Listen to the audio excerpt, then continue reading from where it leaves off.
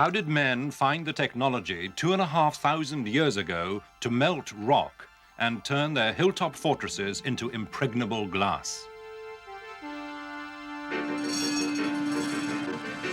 Can this German scientist justify his astonishing claim that these relics are an electric battery invented long before the birth of Christ? The remarkable thing is that these objects are 2,200 years old. That means 2,000 years before electricity was invented in Europe, in Italy. In Athens, has this distinguished professor found irrefutable evidence of ancient wisdom? Can it be that in the heart of this fragment, lost from a ship 2,000 years ago, lie hidden the cogwheels of the world's first computer?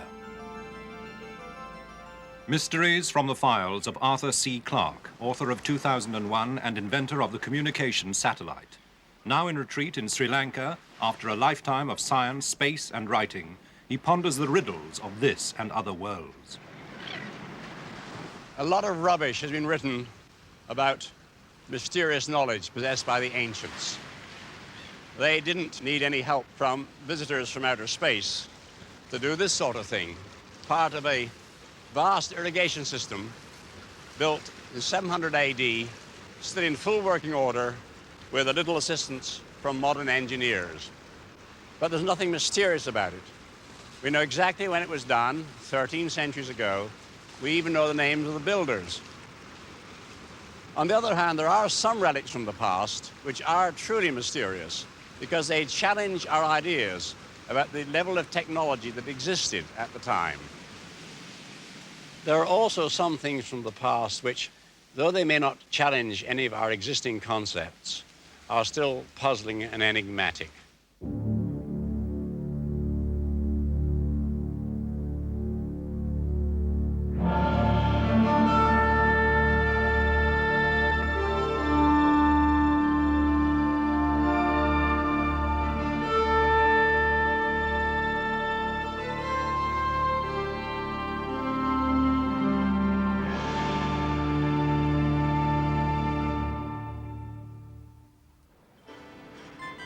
Heathrow Airport, London.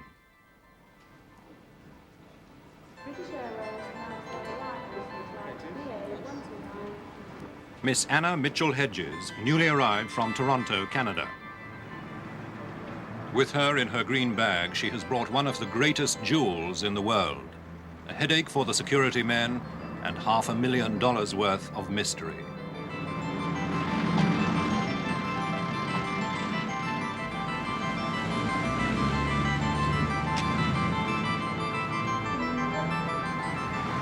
In London, the tangled story of her sinister treasure may at last be unraveled. She found it herself in a lost city when she was a girl. My father was excavating in Central America, in British Honduras, and we found an old ruin of Maya who he thought had something to do with Atlantis. And we excavated for about 7 years, clearing the ground, and then one day we spotted something shining through the stones, and that was my 17th birthday. So we were full of happiness and joy.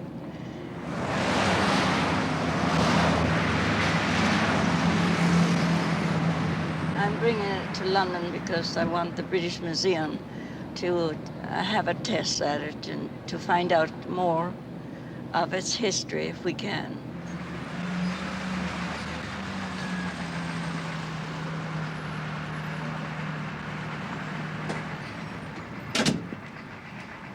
Burlington Gardens near Piccadilly Circus.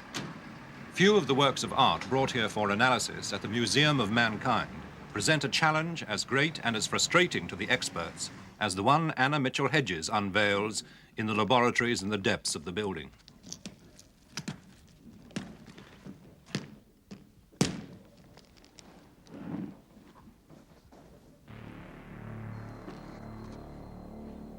This is the weirdest gem in the world, the Skull of Doom. The circumstances of its discovery were bizarre. Its origin is unknown, and its powers, some say, are fatal. The Maya people say it was used to will death or to heal. And like if an old medicine man or a witch doctor was getting too old to perform a ceremony, a young man was chosen, and both laid in front of the altar, and the high priest would perform a ceremony, and the old man, knowledge, would go into this young boy, and the old man would pass away peacefully, but this young boy would get up as a very knowledgeable young man. This crystal skull here has tremendous power, but it also gives you a warning that something's going to happen.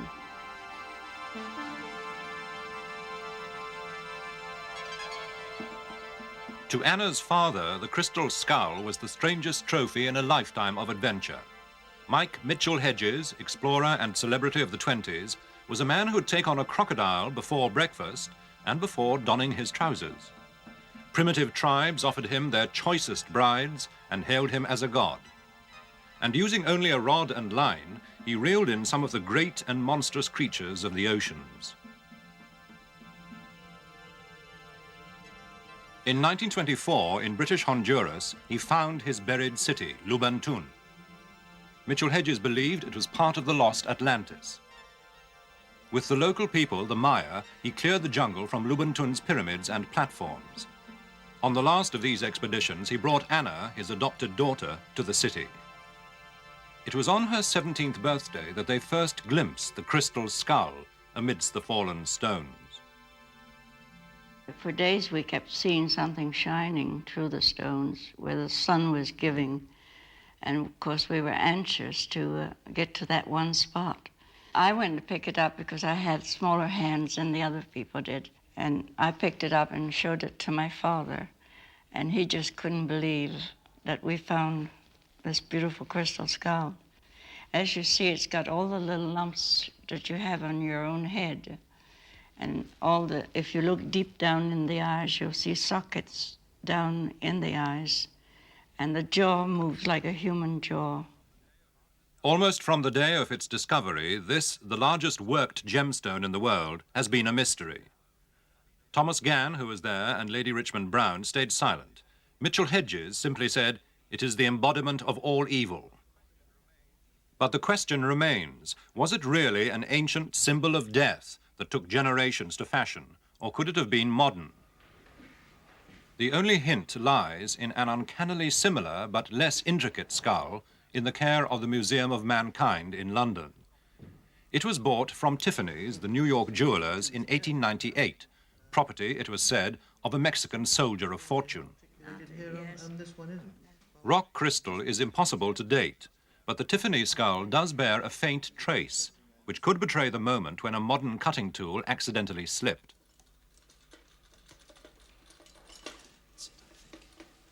The tests begin on the Mitchell Hedges skull.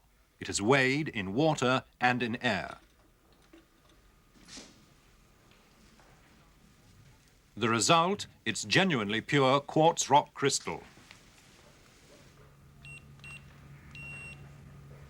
Oh, that's very nice indeed. 2.65, which is just what it should be. So that's absolutely great. There are no telltale scratches on this flawless surface to help top gem expert Alan Jobbins date the Skull of Doom. We see no positive evidence on it that metal has been used. There's no positive evidence of that, but it may have been very skillfully concealed. It's a skillful, sophisticated job. If it's made by primitive people, it's absolutely amazing, because the standard of workmanship is absolutely first class. It must have taken anybody who made this a very considerable length of time, even if he were using modern diamond tools and every modern device that was available to him. The most likely source for quarrying such a large and immaculate block of crystal would be Brazil. But where and when it was worked are pure guesswork. Whether it was worked in Honduras or Mexico, or whether it was worked in Europe or Japan or China, I wouldn't care to say. I just wouldn't. In terms of mystery concerning their origins, I think it's likely to remain a mystery for a very long time. I mean, the probability is that the material came from Brazil, and it came from Brazil probably post-1700, sometime like that. But Alan Jobbins' theory is one with which Anna Mitchell-Hedges totally disagrees.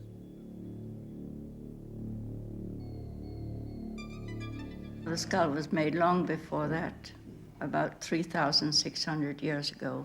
This is what the Maya people told us. I lived 7 years with the Maya people as a child, and I lived and ate and slept the same way they slept on the earth.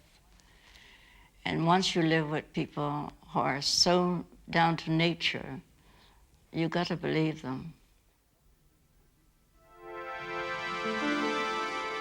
But what are we to believe about the strange vitrified forts of Scotland? The Iron Age hill fort of Noth, more than 1,800 feet up in the hills of Aberdeenshire.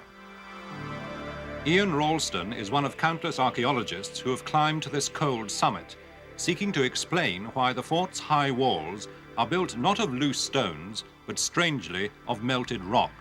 Rock that will melt only at furnace heat, more than 1,000 degrees centigrade. It's absolutely solid. In places one can kick it, it won't disintegrate. It's as if it's cemented together. In fact, what appears to have happened is that at some stage, presumably with great heat, the rocks have melted, or at least partly melted. And here, for example, we can see one bit where the rock has gone really glassy. It's been absolutely molten here at some stage. One fort where the walls have vitrified or turned to a kind of glass would be strange enough. But Noth is one of at least 50 scattered throughout Scotland. And no one has yet managed to explain whether the rock walls, sometimes hundreds of feet long, were melted accidentally, perhaps in battle, or whether the fort builders used some technique now lost to strengthen the walls by welding the rock together. Ian Ralston, in an ambitious attempt to crack the mystery, decided to build his own Iron Age fort. The idea here is that we hope to reconstruct what one of these walls looked like before it was vitrified. We know that these walls must contain considerable quantities of large timber beams. These have been recorded, and sometimes they also turn up on the forts that have been vitrified.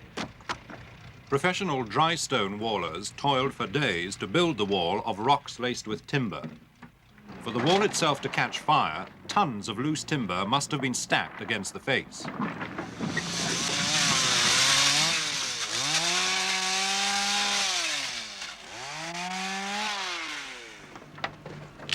This, as regards authenticity, I think is a very good attempt at one of these walls. Of course, the main thing is it's only part of the circuit of a defence.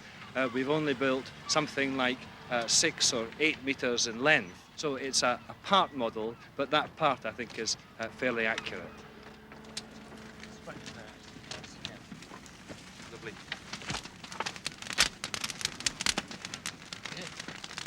Within minutes of the fire being lit, the wood stacked on the outside is well alight.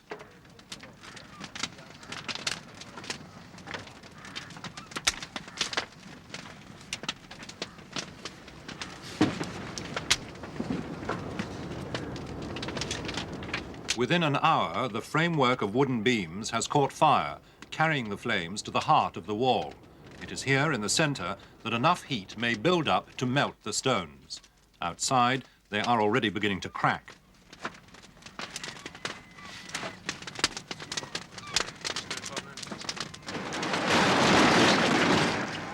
After several hours and many tons of wood, a load of old furniture has to be commandeered from the local dustman. It is the only way to keep the temperature up. Later, yet another consignment of wood, the 6th of the day, arrives to keep the fires burning.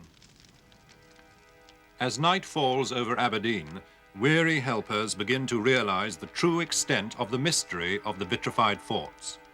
To wonder not only how the fort builders could achieve the searing temperatures needed to melt the rock, but how they managed to drag vast quantities of wood up to the hilltops with only primitive transport.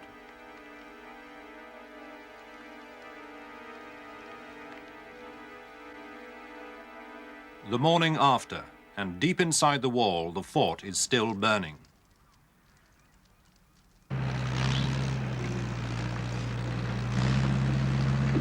"22 hours after the fire was first lit, it's time to demolish the wall and see whether the stones at its core have melted. At first sight, the result looks disappointing. There are no ramparts of fused stone. The search is now on for evidence that any rocks have melted. Yeah, that's it. The rock here has melted completely. Look, it's bubbled on one side. Great. God, it's hot. Oh, there's some more here.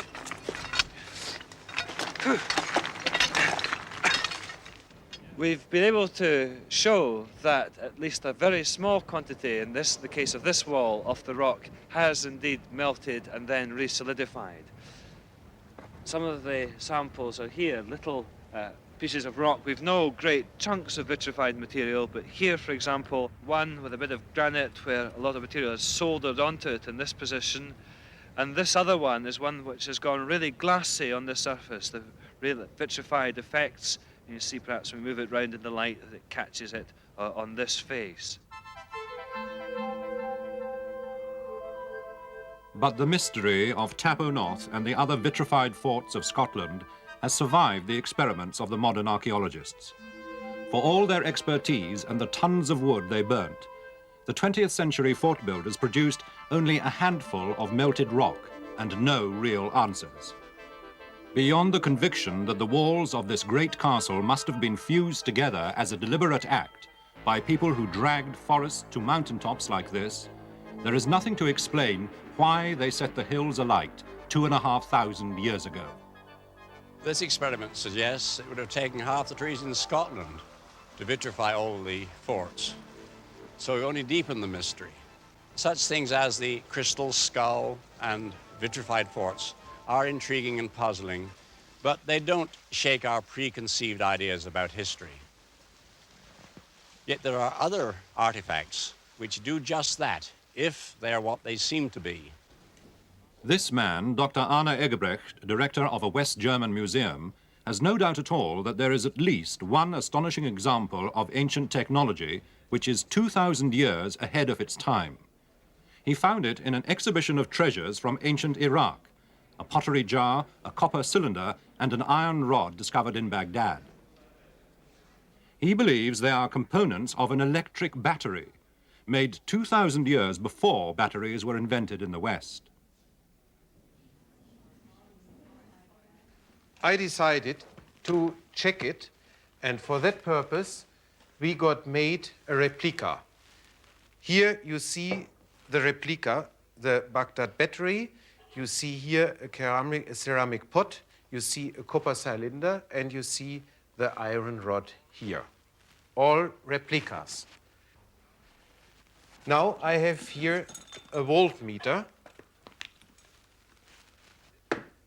And this voltmeter shows on the scale a distance from 0, a quarter of a volt, to half a volt here, which we should reach by this battery. For that purpose, I combine now the voltmeter and the battery with these wires. Now, one wire is fixed to the rod, the other one is fixed to the copper cylinder.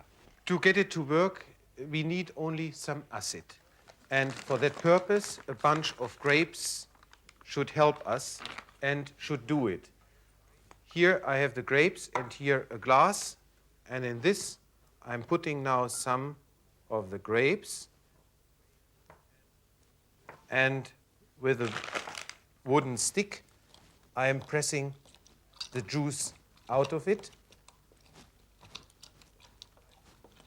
I hope I get enough so that we see on the scale how the voltmeter is working.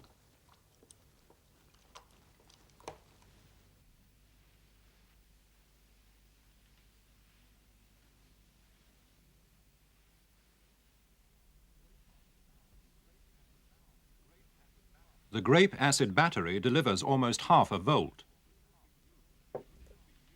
Could it have been used for gilding ancient treasure?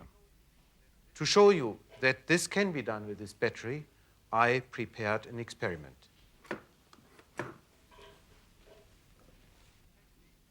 The technique may have been to immerse a small silver statuette in a gold cyanide solution and electroplate it.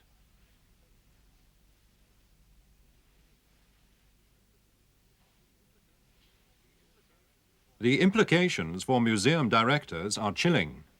Treasures they always assumed to be solid gold may merely have been gilded. And indeed, in a matter of minutes, the bottom half of this silver statuette acquires the sheen of gold. This experiment shows that it is possible to do it, and that also in ancient times it might have been possible to have these batteries used for such gold plating processes. If this is indeed an electric battery, well, one can only register astonishment because it's 2,000 years ahead of its time. Still, it's possible we have completely misinterpreted its function. It may be something quite different, like a container for scrolls. But from almost the same era, there's a device about which there's now no dispute. And here's a friend I've been bullying for 20 years to complete his researches on it. Professor Derek de Solla Price of Yale University. It was in Athens, among a group of statues brought up in 1900 from a ship wrecked around the time of the birth of Christ, that Price made his discovery. The ship sank off the island of Antikythera near Crete. Amongst the haul from the shipwreck were some fragments of corroded bronze. They fascinated the professor when he came across them, but he needed the help of the Greek Atomic Energy Commission to examine them. There was a good colleague, Dr. Karakalos, who had been experimenting with gamma rays. He was able to take a gamma radiograph of the main fragment in the museum, and as soon as I saw it, the effect was dramatic. You could see that inside the fragment, where it wasn't visible to the naked eye, were all little gear wheels. You could see the teeth plainly, and you could even count teeth. This had such a big effect that there was hidden evidence that Dr. Karakalos was able to get permission, and using much better X-ray equipment, could make X-ray photographs of all the gear wheels in the interior of the machine. These photographs were so good that each gear could be located, and even if we only had part of a gear, we could actually count the teeth. See, there is a wheel complete with all the gear teeth, absolutely countable. From the X-rays, Professor Price reconstructed the machine, now known as the Antikythera Mechanism. It was a wooden box with bronze plates. A handle moves interconnected dials at the front and back. The innards of the mechanism are a complex mesh of cogwheels and gears, until now concealed in the heart of the fragments. That wheel is the one you see here. More gearing at the back, and you turn the handle, and everything goes round, all geared together in quite sophisticated clockwork. It was designed, he believes, as a computer to show the varying cycles of the moon, sun, and planets, a device that by all previous knowledge simply ought not to have existed for another 2,000 years. Its maker had perfected a system of differential gearing. When Professor Price discovered this, he had found a unique demonstration of the lost wisdom of the ancients. It is just incredible that the Greeks could invent this principle of the differential gear. It is so complicated that it contains, in essence, all of the line that led right through to modern clockwork, to the computer, and indeed to the machine age, and everything that distinguishes our civilization from everything that went before. And the whole line began right here with this one unique relic. The Antikythera computer and the Baghdad Battery, if indeed it is a battery, represent two of the great ifs of history because they're 2,000 years ahead of their time. If the societies that produced them had continued to develop their technologies, by now it would be 4000 AD. By this time, we would not merely have sent a few men to the moon, we would have colonized all the stars visible to the naked eye.